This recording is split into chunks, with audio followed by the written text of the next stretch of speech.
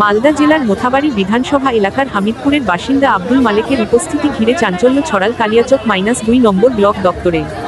শুনানির নোটিশ পেয়ে নির্ধারিত দিনে তিনি হাজির হন শুনানি কেন্দ্রে, তবে তার উপস্থিতি ছিল সম্পূর্ণ ব্যতিক্রমী। নিজের পরিচয় ও নাগরিকত্ব সংক্রান্ত সমস্ত নথি তিনি বাহুতে ঝুলিয়ে নিয়ে আসেন, কিছু নথি আবার জামায় পিন করা ছিল। পাশাপাশি ভারতীয় নাগরিকত্বের প্রতীক হিসেবে বাহুকে জাতীয় পতাকাও বেঁধে আসেন তিনি। এই অভিনব দৃশ্য ঘিরে মুহূর্তের মধ্যেই দপ্তরে শুরু হয় শোরগোল, উপস্থিত মানুষজন ও আধিকারিকদের মধ্যে তৈরি হয় কৌতূহল ও আলোচনা। ঘটনাটি ইতিমধ্যেই এলাকা জুড়ে চর্চার বিষয় হয়ে উঠেছে।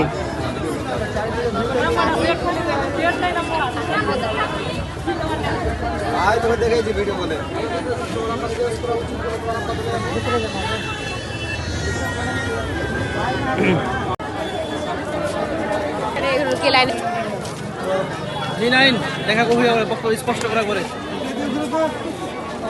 মোথাবাড়ি চলে এসছে তো দেখতে কিছুক্ষণ পরে দিয়ে দেবো, আসছে এই তো হ্যারিং এ পারেশানি করে দিলে যাবো বললাম, ভ্যান পেলাম না দিয়ে চলে আসছে।